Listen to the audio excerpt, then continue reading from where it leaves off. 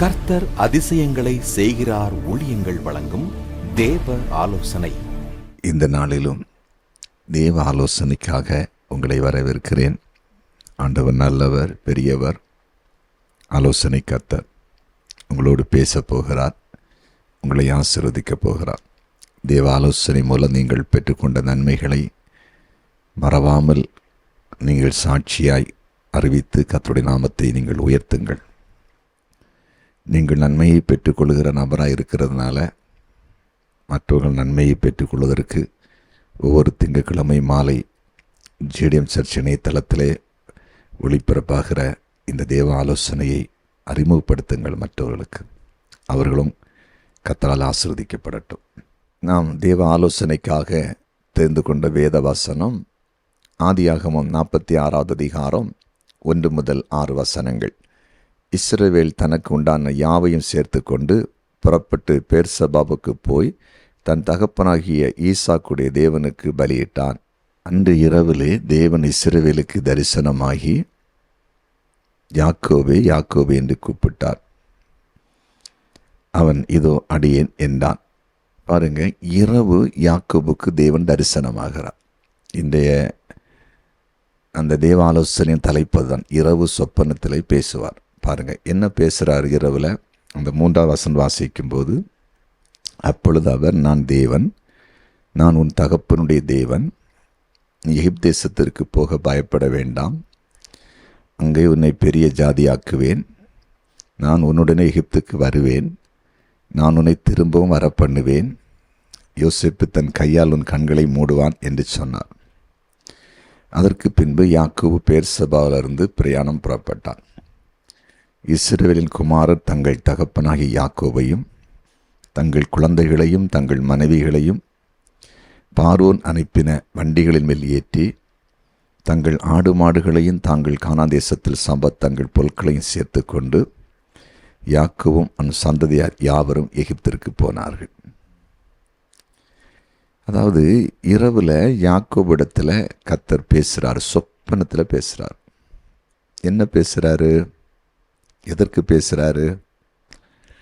அதாவது தன்னுடைய மகன் யோசேப்பு தன்னுடைய மற்ற பிள்ளைகளால் வெற்றி போடப்பட்டு எகிப்திற்கு கொண்டு போகப்பட்டான். இது யாக்கோபுக்கு தெரியாது. அவன் மரித்து போனான் என்று சொல்லி கொண்டிருந்தார்கள். ஒரு குறிப்பிட்ட காலம் வரும் பொழுது தேசத்தில் எங்கும் பஞ்சம் வந்துச்சு. அப்போ எகிப்து தேசத்தில் உணவு இருக்குது அப்படின்னு சொல்லி கேள்விப்பட்டு அங்கே போனால் விலைக்கு வாங்கலான்னு சொன்ன பொழுது இந்த யாக்கோபுடைய பிள்ளைகள் அங்கே உணவுக்கு சென்ற பொழுது அங்கே யோசேப்பு இருக்கிறத அவங்க பார்க்குறாங்க. அவன் அதிகாரியாக இருக்கிறத பார்க்குறாங்க.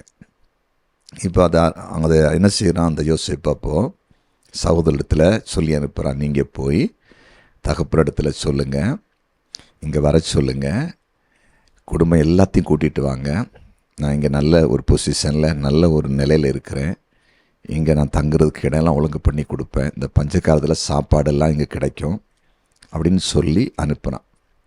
இப்போ யோசேப்புடைய சகோதரர்கள் இதை தகப்பனிடத்தில் சொல்கிறாங்க, எங்கள் கானான் தேசத்தில் இருக்கிற தகப்பனிடத்தில் சொல்கிறாங்க, அப்போ இப்படி அங்கே நம்ம சகோதரன் அங்கே இருக்கிறான், அவன் உயிரோடு இருக்கிறான், நாங்கள் அவனை பார்த்தோம், அவன் தான் இப்போ எகிப்தில் ராஜாவுக்கு அடுத்த இடத்துல இருக்கிறான், அவன் தான் அதிகாரி, அதனால் நம்ம எல்லாம் அங்கே போக சொல்லி இருக்கிறான்னு சொன்ன உடனே இந்த யாக்கோபுக்கு ஒரு பக்கம் ஆச்சரியம். ஆனால் எகிப்துக்கு போகணுமா, நம்ம கானானில் இருக்கிறோம், எகிப்துக்கு போகணுமான்னு ஒரு கேள்வி எழும்புது.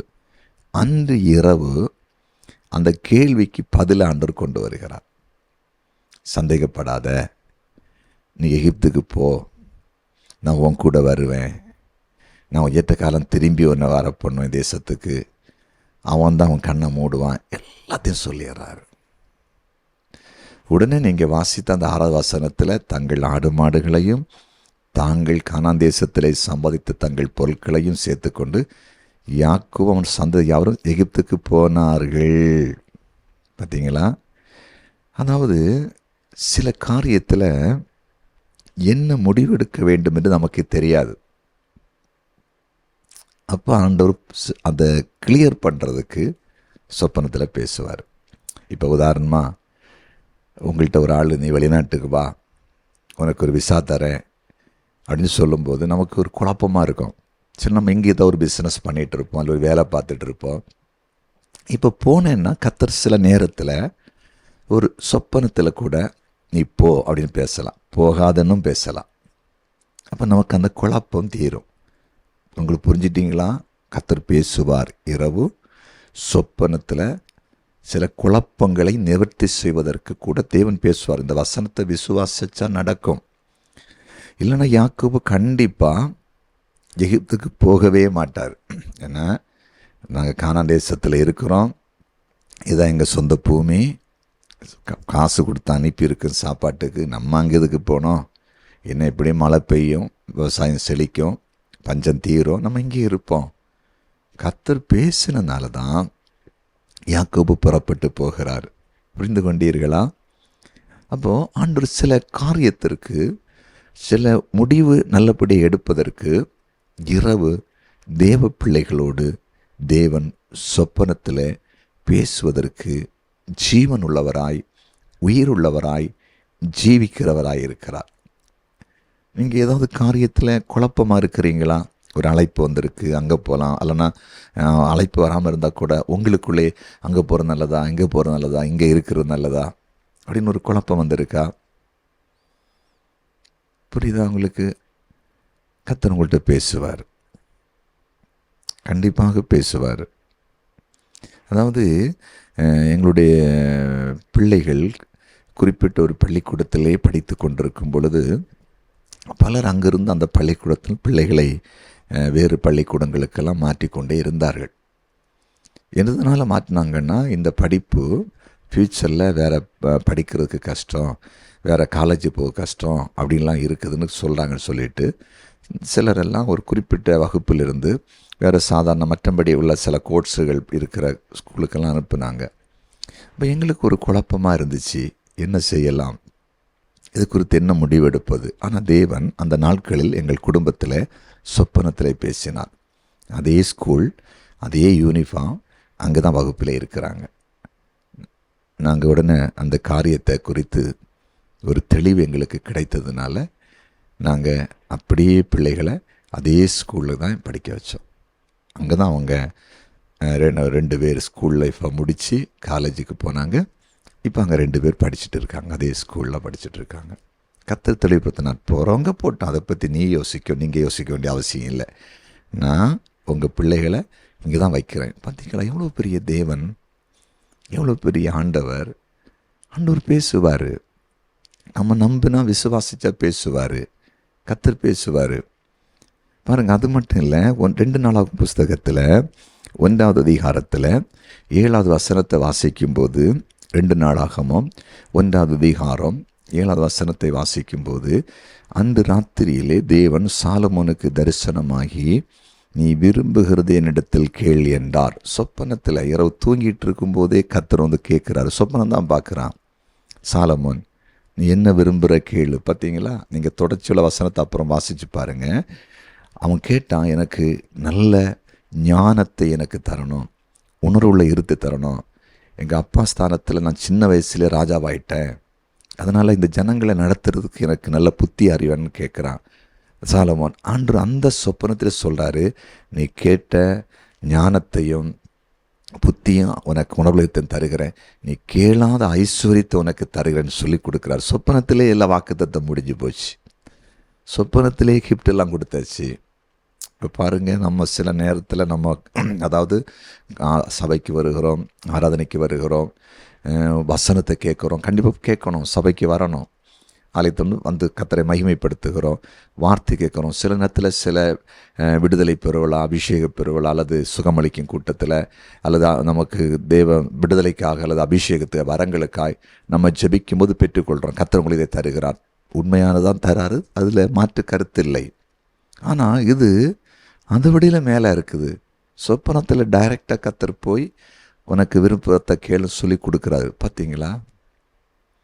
இப்போ சில நேரங்களில் சொப்பனத்தில் கூட தேவன் நம்முடைய இருதயத்தின் சிந்தனைகளை அறிந்து நமக்கு தர வேண்டிய காரியங்களை புரிந்து கூட தருவதற்கு வாய்ப்பு இருக்குது. இந்த சம்பவம் நடந்திருக்கிறது உண்மைன்னா, ஏன் நம்ம வாழ்க்கையில் கூட தேவன் இந்த இப்படிப்பட்ட காத்து செய்ய முடியல? நம்முடைய விருப்பங்களை நிறைவேற்றுவதற்கு. ஏன்னா நல்ல கேளுங்க, அந்த விருப்பம் நிறைவேற்றினதில் ஒரு காரியம் இருக்குது. சாலமோன் வேற எதையும் தப்பாக கேட்கல. எனக்கு ஒரு பொண்ணை தாரோம், எனக்கு பணத்தை தாரோம், ஒரு 10 ஏக்கர் இடத்தை தாரோம், ஒரு பெரிய கார் தாரோன்னு கேட்கல. ஆண்டவர் கொடுத்த அரசு, அதாவது ராஜாங்கிற ஸ்தானத்தை சரியாக செய்யணும்னு கேட்டான். அதான் முக்கிய பகுதி. நமக்கு கொடுக்கப்பட்ட வேலை, வியாபாரம், தொழில், ஊழியத்தை நல்லா செய்கிறதுக்கு ஞானத்தை கேட்கணும். ஆண்டவர் அப்போ தான் நம்ம மைண்டை பார்ப்பார். ஏன்னா அதில் ஆண்டவர் சொல்லும்போது சொன்னார், நீ கேட்ட விண்ணப்பம் எனக்கு உகந்ததாக இருந்துன்னு சொன்னார். புரிஞ்சுட்டீங்களா? அப்போ நம்ம இன்னைக்கு நிறைய பேர் நம்ம விருப்பம்னு சொன்னோன்னே தாறுமாறாக கேட்குறோம். தேவன் மகிமைப்படாத காரியங்களை கேட்குறோம். தேவனுடைய சாட்சி வெளிப்படாத காரியங்களை கேட்குறோம். அது எப்படி அவர் கொடுக்கவே மாட்டார். நான் உங்களுக்கு ஒன்று தெளிவாக சொல்லுவேன், நம்ம ஆண்டவர் நமக்கு தர்றது அவருடைய நாமம் உயரணும். இது எனக்கு கர்த்தர் கொடுத்த வீடு, கர்த்தர் கொடுத்த வாகனம், கர்த்தர் கொடுத்த ஊழியம், கர்த்தர் கொடுத்த மனைவி, கர்த்தர் தான் கொடுத்தாரு. நாம் போய் பார்க்கல, நாம் போய் எடுக்கலை. அதுதான் ஆண்டவர் விரும்புகிறாரு. அது மட்டும் இல்லை, அது சாட்சி. இவங்களை போல் நம்ம வாழணும், இவங்களை போல் கர்த்தர் நமக்கு தருவார்னு தேவ வசனத்துக்கு உட்பட்டு பரிசுத்தத்தையும் நேர்மையும் உண்மையுமாய் வாழுகிற அந்த வாழ்க்கை அந்த சாட்சியில் வெளிப்படணும். அதை தான் விரும்புவார். இன்றைக்கி நிறைய பேர் அதை பார்க்கறது இல்லை. கிறிஸ்துவ உலகத்தில், ஆவிக்குரிய வட்டாரத்தில் ஏனோ தானோ ஒன்று அவங்க ஏதோ கேட்குறாங்க, விரும்புகிறாங்க. அது சபைகளை நாசம் பண்ணும், தரிசனத்தை கெடுக்கும், தேவராட்சியத்தை அழிக்கும். அதை ஒருபோதும் நீங்கள் செய்யக்கூடாது.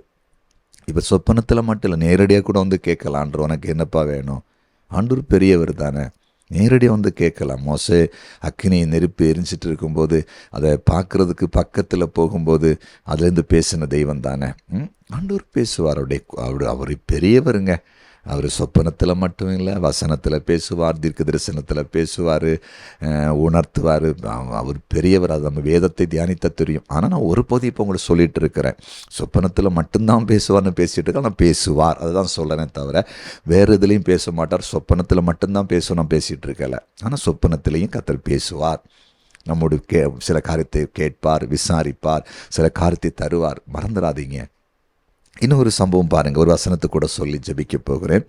ஆதியாகமம் புஸ்தகத்தில் 20வது அதிகாரத்தில் 3வது வசனத்தை வாசிக்கும்போது, ஆதியாகமம் 20:3 வாசிக்கும்போது, தேவன் இரவிலே அபிமெலேக்குக்கு சொப்பனத்திலே தோன்றி, நீ அழைப்பித்த ஸ்திரீ நிமித்தம் நீ செத்தாய், அவள் ஒருவனுடைய மனைவியாய் இருக்கிறாளே என்றார். பாருங்கள், அபிமெலேக்குக்கு இரவு சொப்பனத்திலே தோன்றார் கர்த்தர்.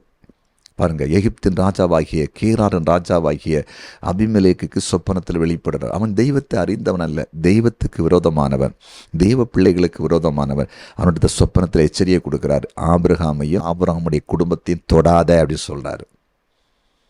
நீங்கள் புதிய ஏற்பாடில் போனீங்கன்னா, பிலாத்து இயேசு கிறிஸ்துவை நியாயம் விசாரிக்கிற நியாயாதிபதி. அவன் பிலாத்து தேவன் அறிந்த மனிதன் அல்ல. இயேசுக்கு எதிராய் செயல்பட்டு அந்த கூட்டத்தில் இருக்கிற நியாயாதிபதி, நீதியரசர் தான். அவன் தேவனை விசுவாசிக்கிற மனிதன் அல்ல. ஆனால் அந்த பிலாத்துடைய மனைவி இடத்துல ஏதோ சொப்பனத்தில் கர்த்தர் பேசினார், இயேசு நீதிமான். பார்த்தீங்களா, தேவன் பேசுகிறாரு. அப்போ ஆண்டவர் யார்கிட்டையும் சொப்பனத்தில் பேச முடியும். உங்களை எதிர்க்கிற கூட்டம், உங்களை அழிக்க நினைக்கிற கூட்டம், உங்களை பரியாசம் பண்ணுற கூட்டத்தில் கூட பேசிடுவார். எச்சரிக்கையாரு, என் பிள்ளையை தொட நினைக்காத, என் பிள்ளையை அழிக்க நினைக்காத, என் மகனுடைய ஸ்தாபனத்தை அழிக்கலான்னு நினைக்காத, குடும்பத்தை அழிக்க நினைக்காத, ஊழியத்தை அழிக்க நினைக்காத, இன்றைக்கே உனக்கு நான் சொல்கிறேன், நிறுத்திக்கொள்னு பேசுவார். சரியா? அப்போ ஆண்டவருடைய பிள்ளைகள்கிட்ட மட்டும் பேசுகிறவர் இல்லை, கர்த்தரை அறியாதவங்கள்ட்டையும் கர்த்தருடைய பிள்ளைகளுக்காக சொப்பனத்தில் பேசுகிற தெய்வம். விசுவாசிங்க. எதிர்ப்பு இருக்குதா, பிரச்சனை இருக்குதா, போராட்டம் இருக்குதா, மிரட்டுறாங்களா, பயப்படாதீங்க. இந்த வசனங்களை விசுவாசிங்க. கர்த்தர் பேசுவார் சொப்பனத்தில். என்னோட வாயை மூடு, என்னோட நிறுத்து, என்னோட நீ பேசுகிறத, நீ எடுக்கிற நடவடிக்கைகள் எல்லாம் முடித்துக்கொள், இல்லைன்னா சிக்கல் உண்டாயிருன்னு பேசுவார். பயந்து ஆஃப் ஆயிடுவாங்க. இது நடக்கும். கர்த்தர் உங்கள்கிட்ட பேசிகிட்டு இருக்கிறார். சரியா? ஜெபிப்போமா? ஜெபிக்கலாம். எங்கள் அன்பு தகப்பனே, நீர் நல்லவர், பெரியவர். நீர் கொடுத்த ஆலோசனைக்காக நன்றி. இரவு சொப்பனத்தில் பேசுகிற ஆண்டவர் என்பதை வேதத்தின் மூலமாய் எங்களுக்கு விளக்கினீர். இதை கேட்ட உம்முடைய பிள்ளைகள் விசுவாசிக்க, சில பிரச்சனைகளுக்கு முடிவு, விளக்கம் உம்முடைய பிள்ளைகள் சொப்பனத்தின் மூலம் பெற்றுக்கொள்ளட்டும் ஆண்டவரே. நீங்கள் பேசுங்க. அதே போல் உம்முடைய பிள்ளைகளை யார் பாடுகளுக்கு உட்படுத்தி கொண்டிருக்கிறார்களோ, நெருக்கடிகளை கொடுக்கிறார்களோ, அவர்களோடு கர்த்தர் சொப்பனத்தில் உடனே பேசி, இனி என் பிள்ளைகளை நெருக்காத, என் பிள்ளைகளுக்கு உரமாக எழும்பாத அப்படின்னு சொல்லி கர்த்தர் எச்சரித்து அவங்கள ஆண்டவரை அமைதிப்படுத்தும்படியாய் ஜெபிக்கிறேன். நீர் எங்கள் ஜெபத்தை கேட்டேன். நன்றி. இயேசுவின் நாமத்தில் பிதாவே. ஆமேன், ஆமேன், ஆமேன்.